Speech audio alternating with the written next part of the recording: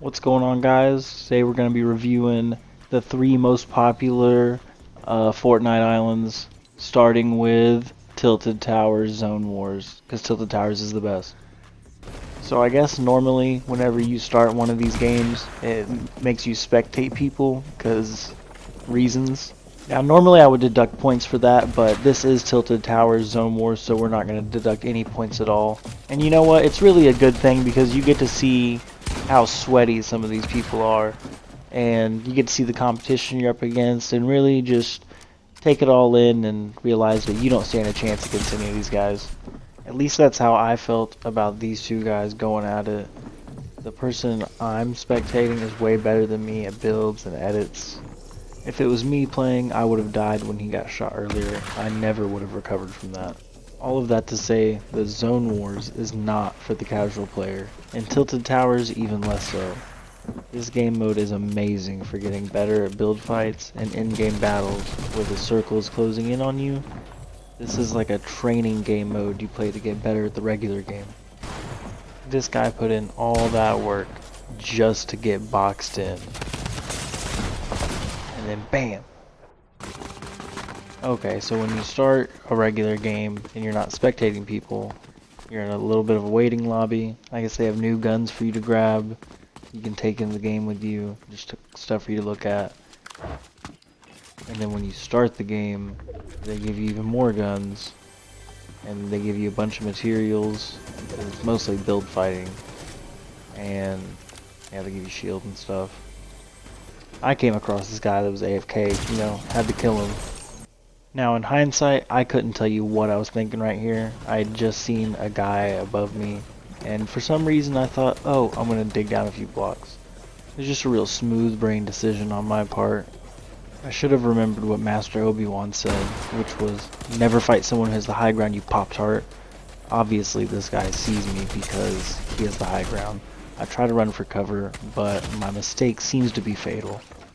Now, because of the law of transitive property, I really didn't do that bad. The guy that killed me was killed by the guy that won the game.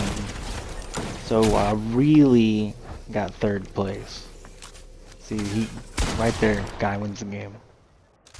Though this island is almost exclusively for sweats, I'm going to give it a 9 out of 11 because it doesn't have two towers.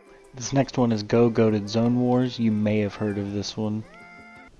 This one is pretty much the same as Tilted Zone Wars. There's a good chance you will have to spectate some tryhards. When this one starts, you get to pick which team you want to be on, which is pretty cool, especially if you were spectating the last round. You can see who was really trying the hardest, and maybe try to get on their team if you're lucky. I'm usually not lucky, so my teammates are probably gonna suck.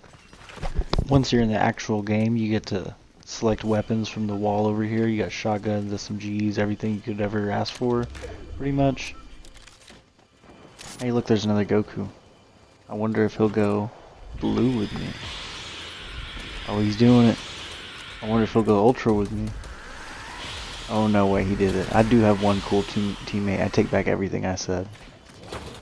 There is an upgrade bench so you can make your guns better, which I would recommend doing because it helps a lot. The map is just a big open field. Each team has their own base they move away from as the storm closes in. Unless you're like this guy and you rush me as soon as you get a gun. And then, because I killed him, his whole team rushes me. And as you can see, I'm fighting them by myself. I'm trash at builds, so I die. I don't even remember when the last time I played a build mode was. They killed the other Goku, the only one who stood a chance, so my whole team's cooked. I like the way you choose your guns in this one. It's a lot better than the Tilted Towers one. And you still get to practice your stuff, so I'll give it a 7 out of 10.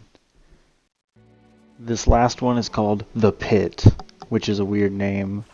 There's no spectating in this one, which is a plus for me, but it's also a negative because there's a waiting lobby where you have to wait for the players to fill up. But then there's a plus again because I found this switch that I hit, and then this guy came over and turned it off, which makes me think, he doesn't want me to flip that switch. It resets the builds or something. I guess people in this game mode don't like it. I don't know. So I danced with them for a second to make them think I'm on their side. And then I flipped the switch again and walked away. After a little bit, I came back and it was still on. so I turned it off and then back on again, just to avoid suspicion. I don't think they'll ever know I'm the one doing it. I really am not a fan of how you get your weapons in the pit. I prefer the big pictures on the walls. Picking weapons up off the ground like some commoner is just silly. You have to like check out each weapon to see what it is. I feel like it's hard to see on the ground. But if they just did the vending machines like every other island I've seen so far, you wouldn't have that problem. But that's enough complaining. Here's something I do like. I like that there's a massive hole in the armory that you just jump down that leads to this massive arena where you're able to fight people. I mean, I suck, so I die almost immediately. But it's okay, because you can respawn. I feel like that makes it way better than the other two for practicing your builds and your edits. Now you aren't fighting for your life every second like the zone wars, so you can practice cranking those 90s. But this also means this isn't as challenging as the zone wars, because you aren't really being pushed to your limits. You aren't being tested on in-game battles, which are typically the most critical fights of the game. Other than that, there's not much to this one. You just keep fighting in a big arena, and after a while the builds reset. And it's a good thing too, because it can get crowded really fast in there. For me personally, this whole island is overall just kind of boring. It was the kind of thing that you play for a little bit, but nobody ever seems to win, so you just get bored and kind of just quit the game. All in all, I'll give The Pit a 5 out of 10, because it's kind of boring. Thanks for watching. Please like and subscribe. Thanks.